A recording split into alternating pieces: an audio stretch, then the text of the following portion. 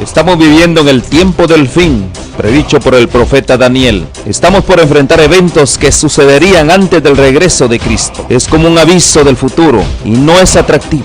Es el drama de nuestro mundo. El pecado, el sufrimiento, la muerte, la caída de las naciones, guerras, hambrunas, la difusión del evangelio, engaños, terremotos y otros. Estamos viviendo los peligros del tiempo del fin. Todo esto es según Cristo, principio de dolores. Pero tenemos la palabra profética más segura. Cristo dijo a su pueblo: yo estoy con vosotros todos los días hasta el fin del mundo. La iglesia es la familia de Dios en la tierra y debemos entender los tiempos en que vivimos. Como continuadores del pueblo de Dios, se nos invita a salir del mundo y a prepararnos para reunirnos para la verdadera adoración, para estar en comunión unos con otros, para recibir instrucciones de las profecías que hiciera que el lucero de la mañana, Cristo Jesús, resplandezca en nuestros corazones. Asimismo, servir a toda la humanidad y cumplir con la sagrada comisión de ir y hacer discípulos. Oro para que el Señor Jesús use estos medios como instrumentos en sus manos para que usted pueda sentir el hambre y sed por más de la verdad absoluta. Que el Señor les guarde.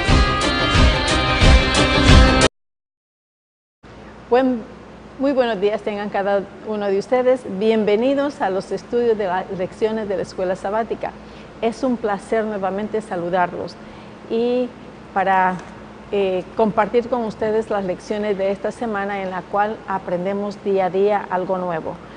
Es un placer para mí darle la bienvenida a nuestro querido Pastor Contreras. ¿Cómo está usted, Pastor Contreras? Bien. Queremos dar la bienvenida también a los hermanos que nos acompañen, que estemos juntos en el estudio de la Palabra de Dios, que disfrutemos el examen de los textos bíblicos y que nos edifiquemos mutuamente. Que Dios les bendiga. Ahora pues pareciera de que estamos solos, estamos usted y yo. ¿Sí? Somos un capo ahora, así es que vamos a compartir esta hermosa lección en la cual el Señor quiere que nosotros tengamos de qué modo vivir en el Evangelio. Es un tema bastante interesante porque como cristianos debemos de saber cómo vivir y cómo llevar el Evangelio. Antes que nada, quiero elevar una oración antes de comenzar. Pastor, ¿nos guía en oración, por favor? ¿Cómo no? Oramos. Querido Padre que estás en el cielo, te damos gracias por la ocasión que nos permites de estudiar la Palabra de Dios. Suplicamos la presencia del Santo Espíritu aquí, mientras abrimos la Biblia, allá entre los amigos que nos están mirando, que todos seamos refrigerados por el poder del Espíritu. Lo pedimos y agradecemos en el nombre de Jesús. Amén. Amén. Y quiero leer el versículo de memoria. Es un versículo muy hermoso que está en Efesios capítulo 2, desde el verso 8 hasta el verso 10. Y nos dice así: porque por gracia sois salvos por medio de la fe, y esto no de vosotros, pues es don de Dios. El siguiente es don de Dios y dice: no por obras para que nadie se gloríe, porque somos hechura suya, criados en Cristo Jesús para buenas obras, las cuales Dios preparó para que anduviésemos en ellas. Hermoso el versículo en el cual, Pastor, podemos analizar un poquito este versículo, porque es bien curioso, Pastor, cómo es que podemos nosotros vivir la religión de acuerdo a este versículo. Muy bien. Aquí hay asuntos para tomar en cuenta. El versículo da a entender una cosa, parece que se contradice y lo aclara más profundamente. En primer lugar, versículo 8 dice que solamente somos salvos por creer en Jesús. Dios quiere que entendamos bien claramente eso, que nadie se va a salvar haciendo obras, haciendo o luciendo o exponiendo su mejor historial de buenas obras. Hay personas que son meritorias, filántropos, por ejemplo, que tienen su dinero, apoyan, ayudan y suponen con ello que tienen algún mérito delante de Dios. Y el Señor desde siempre le va a decir que la justicia del hombre, la bondad que el hombre tiene, para Dios es trapo de inmundicia. Vamos a ver el texto que nos lo dice en Isaías 64, 6. Nunca olvidemos este versículo. Dios es muy severo parece como una cachetada, una bofetada que todos podemos recibir. La bondad del hombre es trapo de inmundicia delante de Dios, no sirve. Miremos ahí. Si bien todos nosotros somos como suciedad y todas nuestras justicias como trapo de inmundicia, y caímos todos nosotros como la hoja y nuestras maldades nos llevaron como viento. Entonces, al decir que nuestras justicias, nuestras bondades son como trapo de inmundicia, allí, primeramente, la primera reflexión es ¿por qué? Por la motivación que hay detrás de nuestras buenas obras. Puede ser que haya buena motivación, pero es ocasional. Normalmente cuando el hombre hace alguna obra, lleva consigo alguna intencionalidad, y es sacar provecho, sacar alguna ventaja de esa buena obra que hacemos. Voy a dar un ejemplo, miren, muy simple, porque Dios no puede darnos la salvación por nuestras buenas obras. Quizás exteriormente aparentemos o aparezcamos como que somos buena gente. Está aquel vecino que ve a la abuela que esta señora hace todo su movimiento sola, no tiene parentela, y el vecino muy amable se acerca y se ofrece. Abuelo, usted sabe, como vecinos, yo le corto el césped, le hago aquí, y el hombre se muestra muy amable con la señora, y ella agradecida. Cuando pasa el tiempo, la mujer pues ya está para fallecer y establece su testamento. ¿Y qué es lo que pone en el testamento? Que le lega todas sus bienes y demás al señor, al vecino que se le había aparecido, que bondadosamente le había ayudado. Lo que nadie sabía era que la intención del vecino de hacer buena obra para acceder a ese testamento. ¿Notamos? Esa intención solamente Dios lo sabe, nadie puede juzgar. Por lo tanto, buena obra, pura, santa, solamente la produce Dios en Cristo Jesús. Por eso el texto que leemos otra vez en Efesios 2:8. Leemos nuevamente. ¿Por qué motivo somos salvos? Porque por gracia sois salvos por medio de la fe. Y esto no de vosotros, pues es un regalo de Dios. Por creer en Dios, la gracia que Dios nos da un regalo. Y creer en ese regalo es lo que nos va a salvar. Luego en el versículo 9 pone la contraparte de las obras.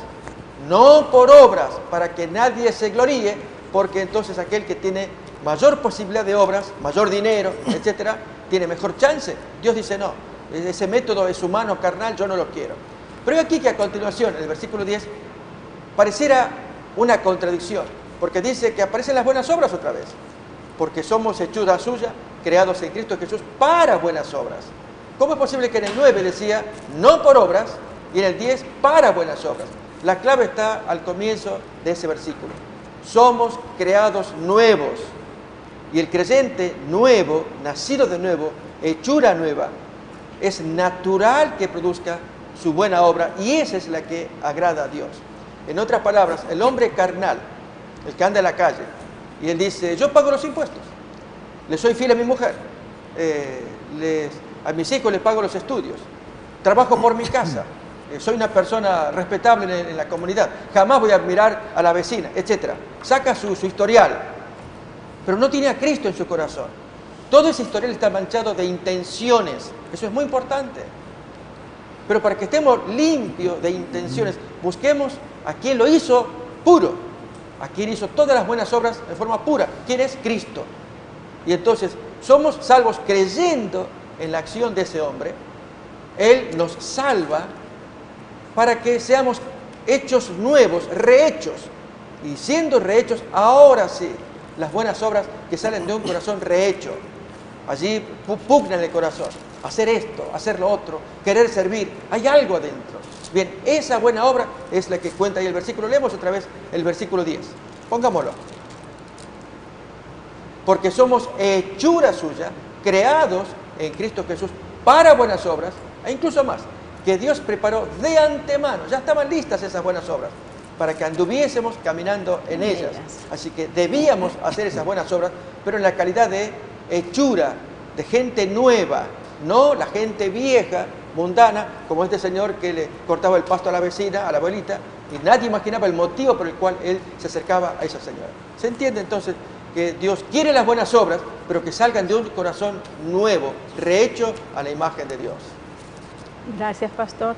Queremos darle la bienvenida al hermano Sebastián. Bienvenido, hermano Sebastián, y gracias por acompañarnos. Muchas gracias, un placer siempre estar con ustedes y pedir disculpas a los televidentes de que siempre hay atraso en el tráfico y llegué escaso unos minutos.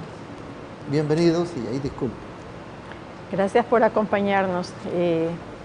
Sé que siempre pasa algo, pero la buena voluntad es la que importa. En el versículo, en Romanos 8, verso 20 al 23, está hablando así exactamente acerca de la salvación. Pero pastor, ¿cómo podemos entender el plan de salvación en estos versículos y a la vez el amor de Dios hacia la humanidad? Vamos a poner los versículos, Romanos capítulo 8, versículos 20 al 23 y comentarlos. Porque la creación fue sujetada a vanidad, no por su propia voluntad, sino por causa del que la sujetó en esperanza, esto es Dios. Porque también la creación misma será libertada de la esclavitud de corrupción, a la libertad gloriosa de los hijos de Dios. Porque sabemos que toda la creación gime a una y a una está con dolores de parto hasta ahora. Y no solo ella, sino que también nosotros mismos, que tenemos las primicias o el adelanto del Espíritu Santo, nosotros también gemimos dentro de nosotros mismos, esperando la adopción, la redención de nuestro cuerpo. Aquí en el texto se nos habla de dos elementos: la creación por un lado y nosotros como individuos en particular por otro lado. En el caso de la creación, que gime, porque la actual creación no es la misma que la que salió de las manos del Creador. Por ejemplo, actualmente animales que son agresivos, se atacan entre ellos o atacan al hombre. Hay un desfasaje de la naturaleza, producto de los cambios climáticos y de los daños que el hombre le ha producido a la naturaleza, de los desperdicios, en fin. Cuando uno observa lo que está pasando en la naturaleza, se entiende el texto que dice que la naturaleza misma está gimiendo como dolores de parto para que salga ya su redención, su rescate. Junto con ella, los hijos de Dios, los creyentes, incluidos nosotros también, en la misma condición, gimiendo para ser liberados. Efectivamente, el Señor en la segunda venida va a producir un cambio. Miremos cómo lo expresa Apocalipsis 11, 18. En la segunda venida, lo que el Señor va a hacer con la naturaleza para producir una nueva. Pero leamos el texto primeramente. Y se airaron las naciones, y tu ira ha venido, y el tiempo de juzgar a los muertos, y de dar el galardón a tus siervos los profetas, a los santos, y a los que temen tu nombre, a los pequeños y grandes, y de destruir a los que destruyen la tierra. ¿Notamos? Forma parte de la venida de Jesús destruir tanto a los pecadores como aún la misma naturaleza, como miramos acá en un nuevo texto ahora en 2 de Pedro, capítulo 3, abrimos allí, versículo 10 en adelante. Pero el día del Señor vendrá como ladrón en la noche, en el cual los cielos pasarán con grande estruendo, y los elementos ardiendo serán deshechos, y la tierra y las obras que en ella hay serán quemadas. Puesto que todas estas cosas han de ser deshechas, ¿cómo no debéis vosotros andar en santa y piadosa manera de vivir? Esperando y apresurándoos para la venida del día de Dios, en el cual los cielos encendiéndose serán deshechos y los elementos siendo quemados se fundirán. Este es el destino que le espera a nuestro planeta, y allí la redención que estábamos leyendo. Gime el planeta con los desastres que se han hecho para que Dios produzca una nueva recreación, llamaríamos así, destruyendo la que tenemos actualmente. Miremos desastres que se están produciendo a nivel mundial, en todas partes.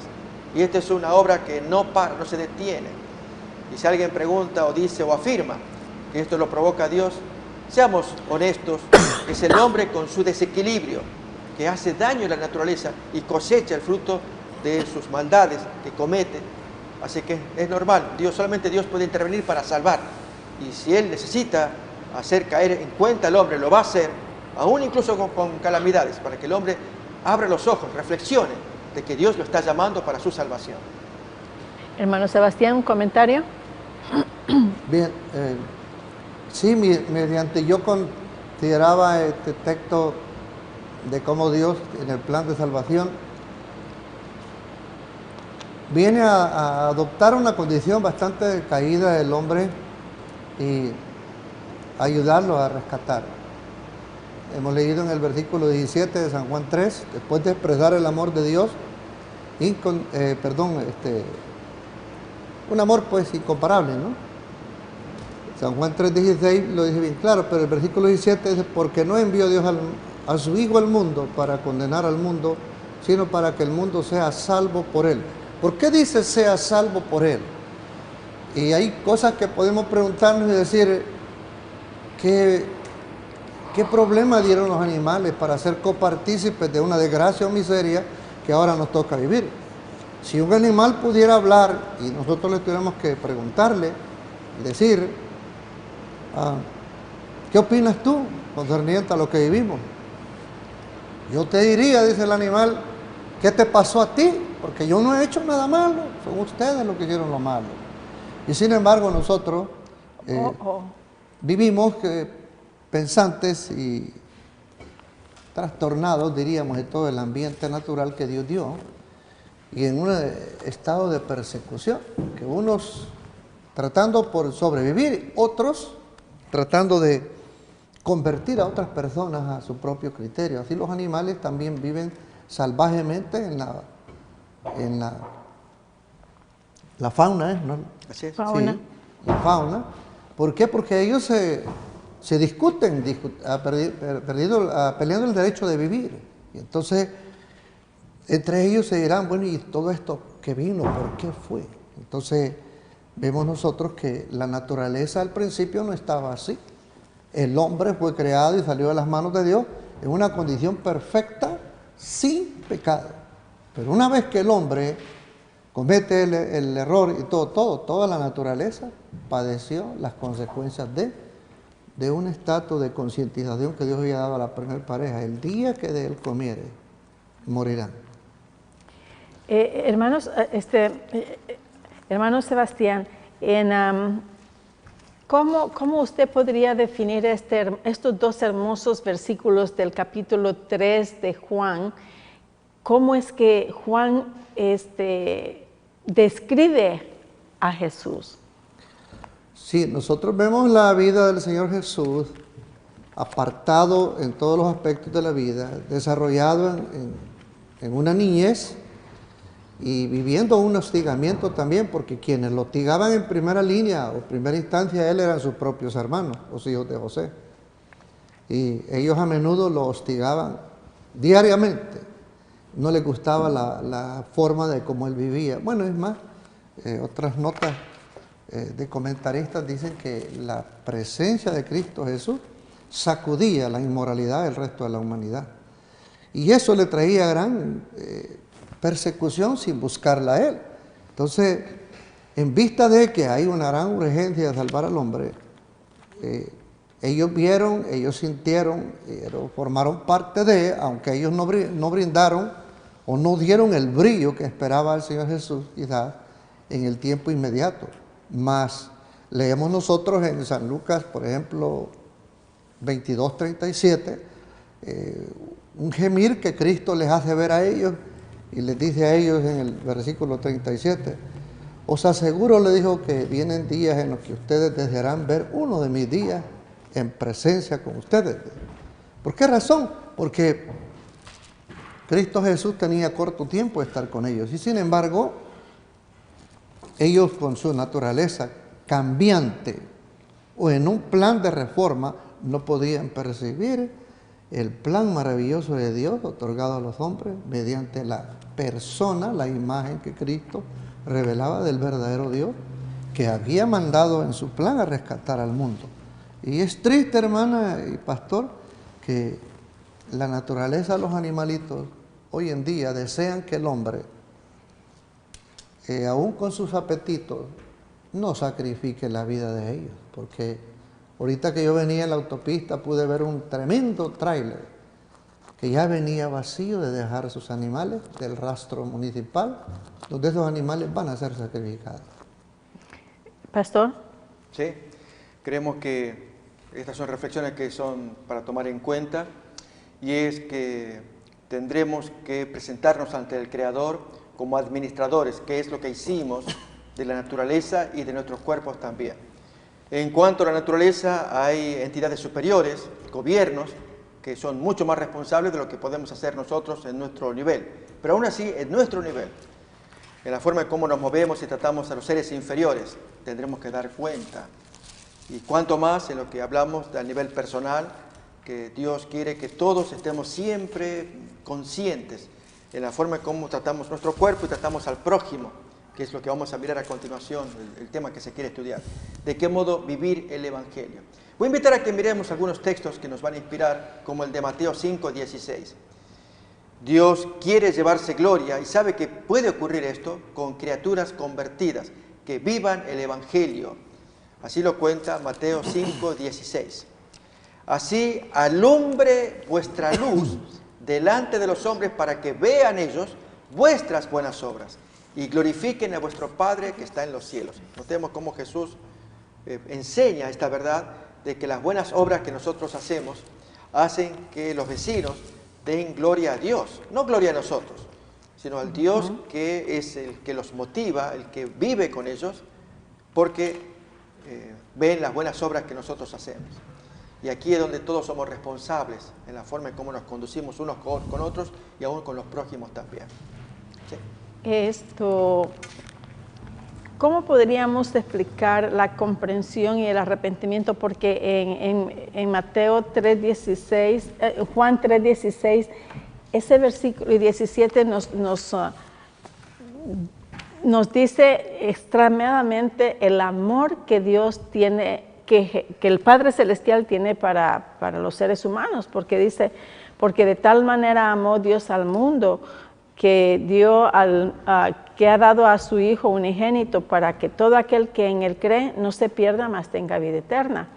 Y a la vez dice, porque no envió Dios a su Hijo al mundo para que condene al mundo, mas para que el mundo sea salvo por él. Ahí nos muestra en realidad bien, complementa bien el inmenso amor de Jehová para el universo, para los seres humanos. Ahora bien, y en la historia se nos dice también que la salvación y el conflicto nos llaman a reconocer una verdad sobre la vida que es fundamental para nuestra comprensión del mundo y de todos nosotros. Pero sin embargo aquí en Mateo 9:36 nos dice que Jesús tuvo compasión por la multitud. ¿De cuál multitud está hablando? Porque está hablando, hubieron muchas multitudes cuando él estuvo aquí en la tierra. Y de todos él tuvo compasión. Pero sin embargo, aquí está hablando de una multitud en especial, pastor. Leamos el texto, si lo podemos leer entonces. Mateo 9:36. Bien. Y viendo la gente, dice, tuvo compasión de ellas porque estaban derramadas. O sea, cuando, dice, rodeaba Jesús todas las ciudades y las aldeas, enseñando en las sinagogas de ellos. Y predicando el evangelio del reino y sanando todas las enfermedades y todos los achaques en el pueblo. Y viendo a la gente, tuvo compasión de ellas porque estaban derramadas y esparcidas como ovejas que no tienen pastor. Y luego dice aquí, entonces dice a sus discípulos, a la verdad la mies es mucha, mas los obreros son pocos. Pero aquí más que todo dice, y viendo la gente, tuvo compasión de ellos, viendo a las gentes. Jesús tuvo compasión de toda la multitud que siempre lo seguía. Así es, y ese rasgo típico del Señor es el que Dios quiere que se produzca en nosotros, que tengamos una actitud de misericordia y de compasión. Acordémonos, por ejemplo, la parábola de los dos deudores de Mateo 18. Allí se nos cuenta que había un rey que intenta hacer cuentas con todos sus deudores. Y aparece el primero debiendo una suma sideral. 10.000 talentos era mucho dinero, una deuda de ricos. Pero este jornalero, criado, debía pagar esa cantidad y entonces le rogó, le suplicó.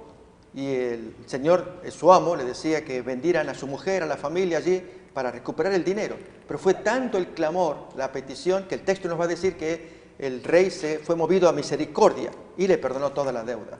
Esto es característico de Dios. Dios que se compadece, que oye nuestras súplicas. Pero aquí que la parábola sigue, cuando cuenta que este mismo individuo perdonado ahora sale a la calle y se encuentra con otro compañero, quien a su vez le debe a este, pero una suma mucho menor. Si esta se considera 10.000 talentos o 55 millones de denarios, y aquí este le debe 100 denarios, en poquito tiempo se saldaba la deuda. Pero aquí que el primer criado que fue perdonado, lo ahogaba, lo agarraba del cuello, págame, págame, lo bofeteaba. Y entonces al ver los vecinos llevaron el informe al rey, y el rey lo hizo llamar. Y allí clarito menciona que como no tuviste compasión, como yo la tuve contigo, si no tuviste, ahora sí vas a pagar feo en la cárcel. Notemos que esa es la regla que Dios nos da, que tengamos compasión, como Él tiene compasión de nosotros. No lo vemos al Señor, pero nos revela la palabra. Voy a invitar a que miremos el texto y especialmente reparemos en esa expresión de Mateo capítulo 18. Voy a invitar a que lo miremos. Ese es el modelo que Dios pide que nosotros desarrollemos. Aparece 18. Sí, ¿Qué? versículo 32 y 33. Entonces llamándole Sí. su señor, ahí está en la pantalla. ¿Ok? Entonces llamándole a su señor, le dice, siervo malvado, toda aquella deuda te perdoné porque me rogaste. Y miremos el siguiente versículo. ¿No debías tú también tener misericordia de tu consiervo, como yo tuve misericordia de ti? Ese es el modelo. Y amigos, si no se nos despierta compasión por el doliente, vamos mal. Porque Dios, que se compadeció de nosotros, nos va a decir a nosotros, yo me compadecí de ti. Ahora, era tu obligación compadecerte, así como yo me compadecí de ti. Y entonces, contemplar al desvalido, que es el tema, cómo vivir el Evangelio. Y es a esa gente transmitirles el amor de Dios, ya que están en inferior condición de la nuestra. Transmitirles el apoyo de Dios, la bendición, y darles bendición por medio de nuestras manos.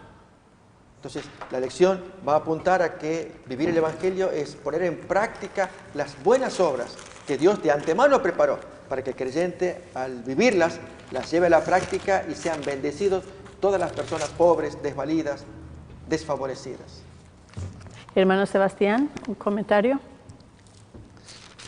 Sí, en la cantidad de milagros que el Señor Jesús andaba haciendo, este era uno de ellos que también Él, después de haber hecho milagros y todo, observó la condición de la iglesia, que Él podía sacar en conclusiones, que era un pueblo que buscaba la verdadera expresión de caridad, de desenvoltura de cada uno de los que decían conocer a Dios, mas sin embargo siempre ha habido, hay y lo va a seguir habiendo, ese tipo de gente que se mueve en busca de encontrar palabra de Dios, palabra pura, palabra certera. Entonces ellos miraban en Jesús un hombre en quien ellos podían confiar y tener acercamiento con Él, porque no es fácil llegar al corazón de una persona dolida y sufrida. Tal es la situación que dice una nota aquí, los lamentos del libro de los Salmos, dice, la tristeza de Jeremías y los otros profetas y las lágrimas y la compasión de Jesús demuestran lo apropiado de este tipo de respuestas al mundo y su maldad. ¿Qué sucede? Que a todos nos ha tocado la misma suerte. Nosotros no podemos decir que no somos copartícipes de nuestros semejantes allá que están afuera, aún todavía no han venido a los pies del Señor, sino que nosotros somos compañeros de camino, porque este mundo a todos nos ha golpeado. Mas sin embargo hay una gran diferencia. Cuando ustedes y yo vamos al Señor Jesús, nosotros somos perdonados y hay una gran liberación de carga de conciencia de que se nos ha perdonado. Por ejemplo, podemos ver en 1 de Juan 1:9, la causa que estriba en un peso de conciencia en el ser humano. Jesús aparece y dice todo, que ninguna condenación, dice en Romanos 5:1, hay para todo aquel que en Cristo está. Pero 1 de Juan dice, si confesamos nuestros pecados, Él es fiel y justo para perdonar nuestros pecados y limpiarnos de toda maldad. Ahora, vayamos a San Juan 5:1. Perdón, Romanos 5:1. Romanos 5:1 dice lo siguiente. Lo leo aquí yo. Justificados pues por la fe, de la cual empezamos a hablar de la lección, tenemos paz para con Dios, por medio de nuestro Señor Jesucristo. Y este es el interés que Dios quiere que cada uno de nosotros trabajemos en favor de Él. Que invitemos a la gente a salir de ese espesor de conciencia y poder liberar el alma y seguir siendo copartícipes de vivir en este mundo, pero con un acto de conciencia mucho más superado que como estábamos anteriormente. Gracias, hermano. ¿Algo más que decir? ¿No? Ok. Aquí nos enseña en nuestra humanidad común. ¿A qué se refiere, pastor, con nuestra humanidad común?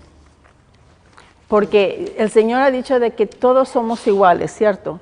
Todos somos hijos de Dios. Y aquí nos dice también que dice, en su ministerio y sus enseñanzas Jesús instó a una inclusión radical a todos los que procuraban su atención con motivo honesto, ya fueran mujeres con mala reputación, recaudadores de impuestos, leprosos, samaritanos, centuriones, romanos, líderes religiosos o niños.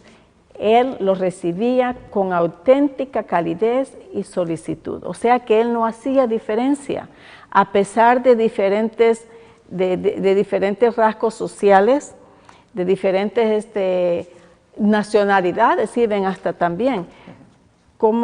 ¿Qué podemos nosotros aprender de eso? Bien, el Señor vive, Él practica un evangelio inclusivo, los recibe a todos, está con todos. Pero hay aquí que no obstante mantiene firme su convicción de que todos necesitan de un Salvador y elevar su estándar. En otras palabras, no cabe con que solamente nos llevemos bien, que es lo que está pasando, por dar una ilustración, con la máxima dirigencia de la Iglesia Popular. Llevarse bien, aquí no es tanto llevarse bien, es exaltar una ley en la que todos podemos llevarnos bien, mirando esa ley, mirando al Señor Jesús, para que nos dé fuerza para cumplir ese mandamiento. Si solamente buscamos llevarnos bien y no importando la doctrina que se enseña o se practica, estamos traicionando el cometido del Señor, porque Jesús quiere que enseñemos todas las cosas que Él ha mandado, y aquí yo estoy todos los días hasta el fin del mundo. Por lo tanto, Jesús está pidiendo que se escuche su doctrina. Y su doctrina básicamente tiene que ver con Él, que es el representante de Dios, el que va a dar la vida por la raza humana. Y el hombre, al tener nueva naturaleza, tendrá que mostrar las cualidades de la nueva naturaleza. Una persona que ha nacido de nuevo, pues ama a su prójimo, está dispuesto, más que dispuesto a servirle. En cambio, la persona que vive en su mundo egoísta, pues más bien acapara, vive para sí. Entonces, la gran diferencia es que Jesús enseña que tenemos que ser una nueva creación, ya no, como dijo él a Nicodemo, el que nace de la carne así se queda, el que nace del espíritu se torna espíritu. Y Dios quisiera que camináramos más en esa manera de ver las cosas en espíritu, hasta que el Señor, nuestro Dios, nos dé ya un corazón nuevo, libre de la tentación, nos proteja, ya estamos directamente para su servicio. Pero mientras tanto, hasta que eso ocurra, tenemos mucha prueba por delante, mucha tentación. Y no obstante, Dios nos fortalece para que nos mantengamos firmes frente a la adversidad y frente a la tentación.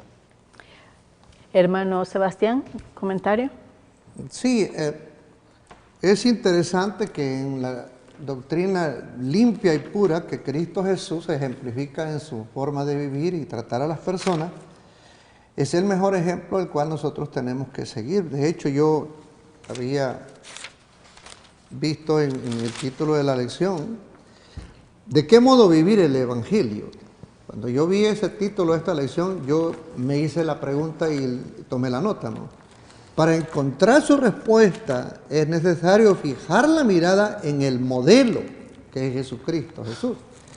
Jesucristo Jesús dice que todo aquel que venía a Él jamás se lo echaba afuera, no lo rechazaba. Y incluía aún también las reglas de purificación que tenían los líderes de aquel tiempo. El Señor Jesús no se andaba con todas esas cosas. Él sometía su vida muy de mañana en un espíritu de oración y se presentaba a Dios como tal medicina para curar el mal que padecía el ser humano. Es como ver que una multitud se le acerca y aún el oxígeno le esté faltando a él porque se conglomeraba la gente y todo. De hecho, también sabemos que los niños también lo rodeaban. Y aún los discípulos querían ayudar para que le dieran mayor facilidad de todo. Y él no se sentía mal. Por el contrario, ojalá y todos llegásemos a tener esa gracia divina de que la gente se sienta atraída con la atmósfera que yo y ustedes estén viviendo mediante el ejemplo que Cristo nos dejó a nosotros. Por eso, cuando la hermana leyó donde dice que en el ministerio de Cristo Jesús, Él aceptaba todo tipo de personas. Fuera una mujer que tenía mala reputación, fuera un hombre que fuera recaudador de impuestos, y comúnmente se creía que estos hombres eran avaros o podían sacarle partida a las personas y querer sacar ventaja económica, porque eso es lo que ha movido al ser humano, lo económico. Y a mí me gusta el ejemplo que da Cristo Jesús. Él se despoja de todo ambiente de trabajo, también contagió a los discípulos y ellos también se desprendieron de sus trabajos. Ojalá y nosotros pudiéramos poco a poco aprender por lo menos, un oficio que me dé para vivir, para sostenerme, trabajando 5 horas y no proponerme vivir una vida ostentosa, acostumbrada o puesta en práctica una avaricia de acumular bienes o cosas que poner y gozar según los placeres materiales del mundo, ¿no? Sino que podamos nosotros luchar por concebir en nuestro ser la imagen, la estigma que Cristo Jesús proyectaba a la gente. De hecho, la palabra de Dios dice que los discípulos no lo lograron en el preciso tiempo, edad temprana del Señor Jesús, pero más tarde ellos sí llegaron a reflejar la imagen de su Maestro. Ese es lo interesante, el tema que viene más adelante, cómo nosotros debemos de vivir el efecto del verdadero evangelio para que Dios pueda utilizar a su iglesia y pueda dar el fuerte pregón que tiene que ver con el tema que viene más adelante. Pastor, la Biblia nos enseña que nosotros, bueno, en Juan 3:16 dice que, 3:17 dice que Él no vino a condenar, sino que a perdonar y a salvar, ¿cierto?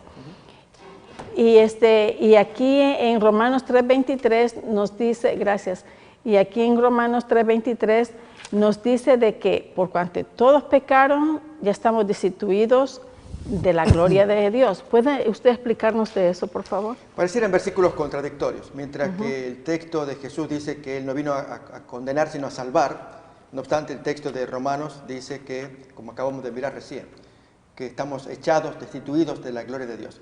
Acordémonos que hay sentencias que son absolutas. Jesús dijo algunas a Nicodemo, que el que nace de la carne queda, se queda acá. Tiene que renacer. Y esto significa que nació al mundo de papá y mamá, pero cuando llega el conocimiento del Evangelio debe tomar contacto con él para que se produzca un renacimiento. Y entonces sí, los frutos posteriores al renacimiento son válidos delante de Dios. En consecuencia, la persona que nace del mundo o nace a esta vida, se cumple el texto de Romanos capítulo 3:23, estamos destituidos, estamos echados. Nacimos y Dios nos da la chance para que seamos salvos, accediendo al conocimiento que Él va a dar, que Jesús dijo, Yo no vine para condenar, sino para salvar. No obstante, quien no creyó en esos días en Jesús, quien no lo cree ahora, Jesús dijo, agregó también, yo no los voy a juzgar. La palabra que yo les he hablado, ella va a venir en el día del juicio. O sea, todas las sentencias que Jesús habló, allí va a venir ya en forma acusatoria para que el hombre ya reciba su pena, su castigo. En consecuencia, ¿qué es lo que tenemos que hacer ahora? Es tomar la palabra de Cristo, escucharla, atesorarla, para que podamos cumplir con el mandamiento. Déjenme, Celia, quiero agregar algo. Sí, sí. En los estudios de formación del Nuevo Testamento, siempre se han trabajado sobre los 4 evangelios. El evangelio según Mateo, el según Marcos, según Lucas, según Juan. No obstante, si apareciera el evangelio perdido, allí las cosas serían tan distintas, el Señor actuaría poderosamente y vendría en la segunda venida. ¿Qué es eso del evangelio perdido? Tenemos el evangelio según Marcos, el evangelio escrito según Mateo, el evangelio que escribió Lucas y se le llama evangelio según Lucas. La palabra según significa conforme a, él fue el que lo redactó. Bueno, el evangelio que está faltando es, si este es el evangelio según Marcos, o según Lucas, o según Juan, el evangelio nuevo es según tú. Es decir, ¿cómo tú vives el evangelio? Si Mateo escribió su evangelio de las cosas que veía en Cristo y las fue notando, o de igual manera Lucas fue redactando. En el caso nuestro, ¿qué podemos hacer para que el evangelio impacte? El evangelio según fulano, según Sebastián, según Celia, según Gustavo. ¿Qué podemos hacer? Allí reside el poder. Acuérdense lo que pasó con Pedro, que fue al templo a orar según Hechos capítulo 3. Apareció el pordiosero y que pedía dinero. Entonces, Hechos 16. Pedro se dirige a él y le dice, yo no tengo plata ni oro, pero lo que tengo te doy. En el nombre de Jesús ordeno, levántate. Y el paralítico se curó. Ese regalo era mucho más valioso que todo el dinero u otras cosas materiales que él podía recibir. ¿Quién no quiere salud? Bien, ese es el regalo que Dios da hoy en nuestros días, su bendición. Plata y oro no tengo, lo que tengo te doy. Que en el nombre de Jesús, sé perdonado, sé recibido, sé por parte de nuestro Dios asistido, para que tú sientas que Él te asiste, que te bendice. Créelo solamente. Eso es lo que nos enseña el Nuevo Testamento. Hermano Sebastián.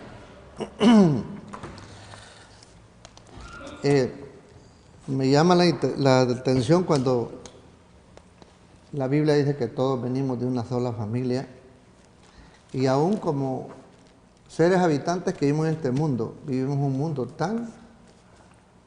con tanta disparidad que a veces queremos relacionarnos con las demás personas, nos fingen una amistad y todo, y sin embargo no vemos nosotros esta naturaleza que Dios quiere cambiar.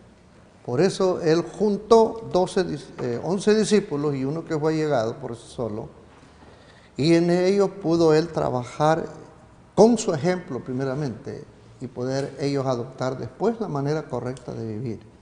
Me gusta, como les decía al principio, el arranque que tuvieron los discípulos, que dice que ellos dejaron todos sus quehaceres, sus canoas, sus barquitos y todo, y se entregaron de lleno al servicio para que en el tiempo de la estadía de Cristo y posteriormente ellos pudieran llevar a cabo un evangelio como hoy se está necesitando.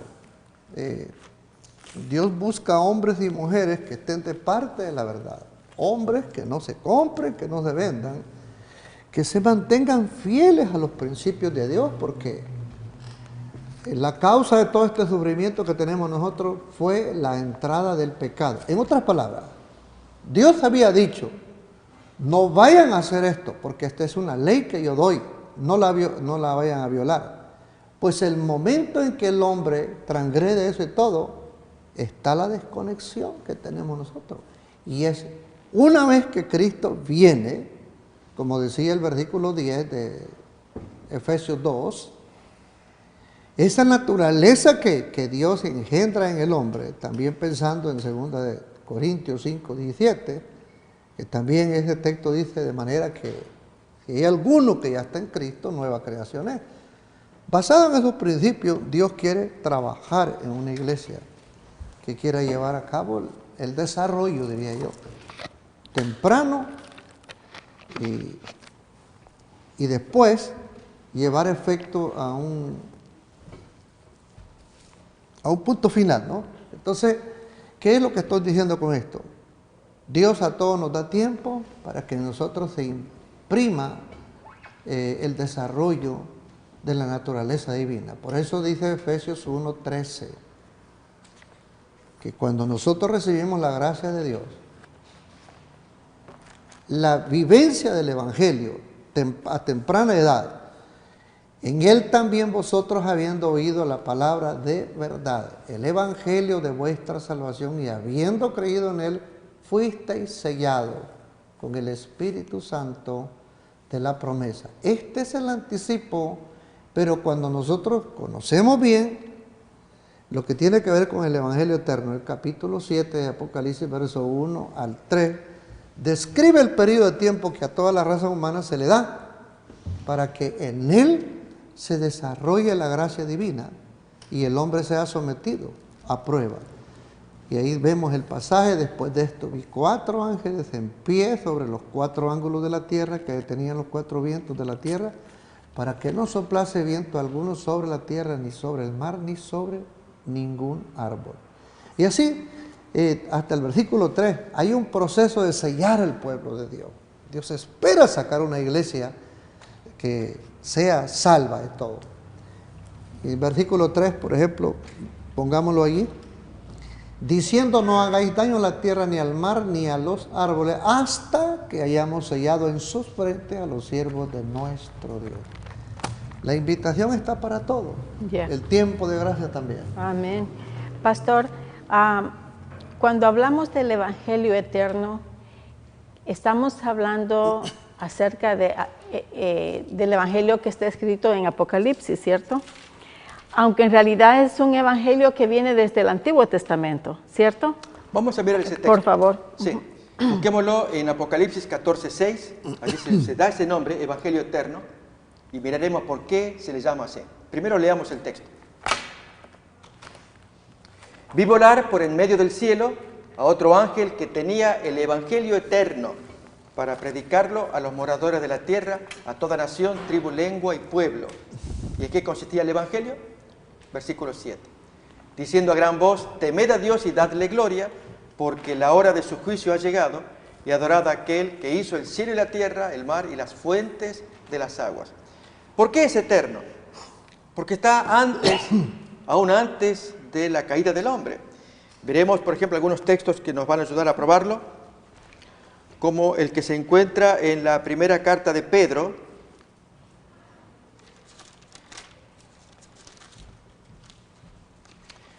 Miramos primera de Pedro, capítulo 1.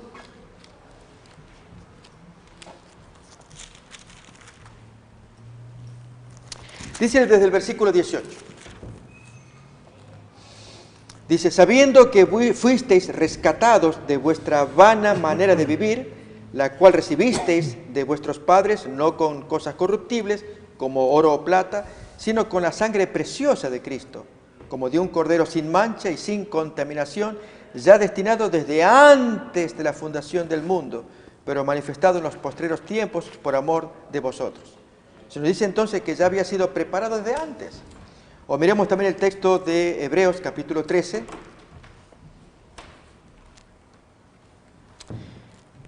Versículo 20.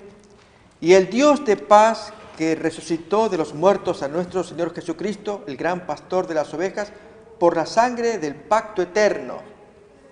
Había un pacto concebido antes del tiempo, en el cual allí Jesús se ofrecía como garante por los pecados que el hombre cometía.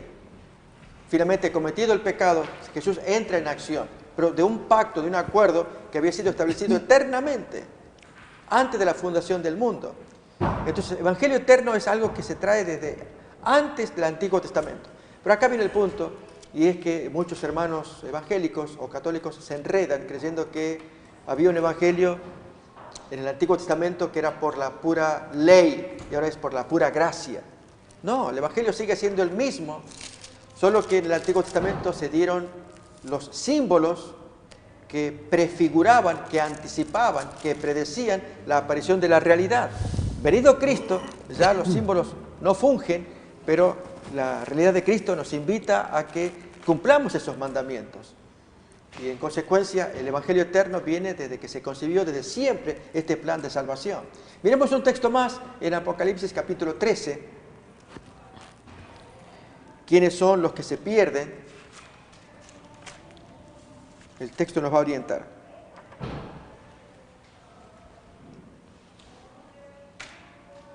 Versículo 8. Y la adoraron a esa bestia satánica todos los moradores de la tierra cuyos nombres no estaban escritos en el libro de la vida del Cordero que fue inmolado desde el principio del mundo. Otra vez, Cristo que fue inmolado desde el principio del mundo. ¿Cuándo ocurrió esto? Acordémonos que cuando Dios recibió el sacrificio de Abel y él trajo lo mejor de los animales, en tanto que su hermano Caín trajo lo mejor del fruto de la tierra. Y esto no representaba a Cristo, pues no había sangre. Acá sí, como un cordero sin mancha y sin contaminación. Cuando Abel ofreció el sacrificio, lo mató, entonces Dios lo aceptó, porque era un símbolo de Cristo, desde el principio del mundo. Así que el plan, el Evangelio eterno fue concebido desde siempre.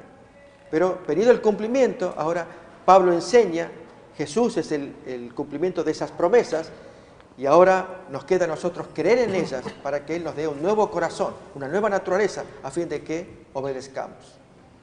Hermano Sebastián. Sí, para que la iglesia dé la altura al tiempo final, necesitamos volver de nuevo al plan o el ejemplo que nos dio Cristo Jesús. Veamos una porción que Cristo participó. Mateo 15, versículo 26. Vamos a ver cómo Él se mostró en el debido tiempo y dio tiempo a la humanidad. Mateo 15, 26. Dice lo siguiente.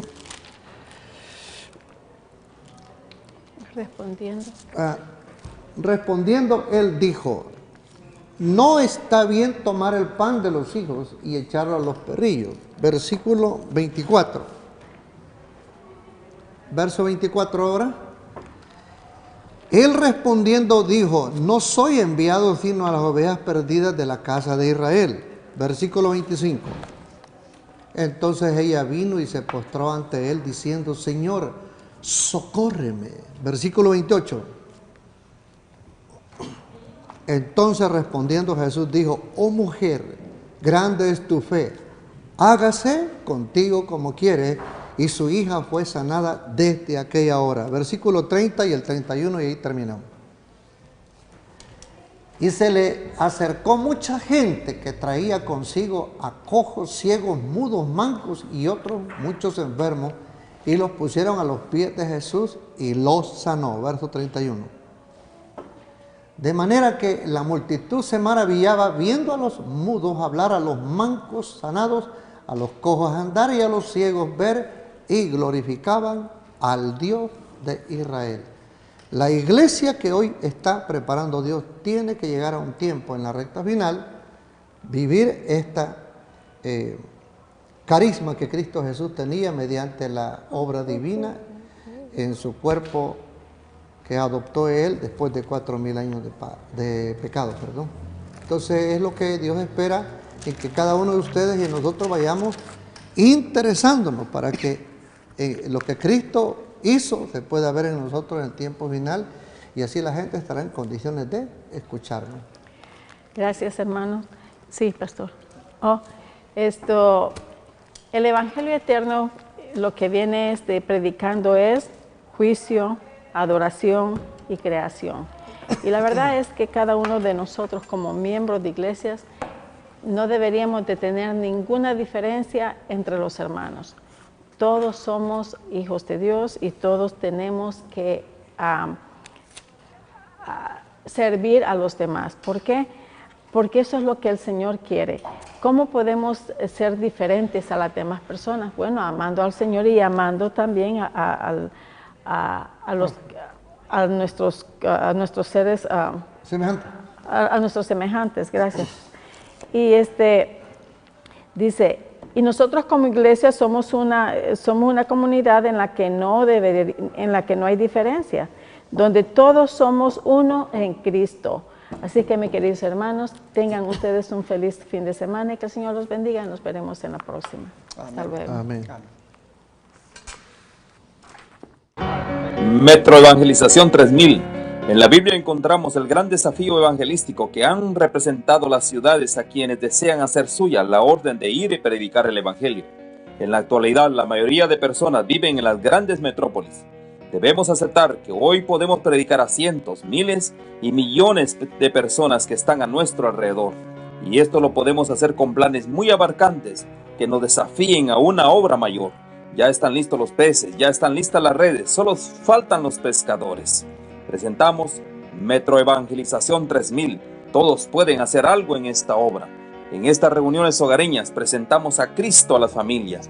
Metro Evangelización 3000, donde más de 125 ciudades serán impactadas por el mensaje de salvación de la verdad presente. Únete, acércate y forma parte de este magno evento. Abre tu hogar y sed de gran luz. El Señor está esperando por ti.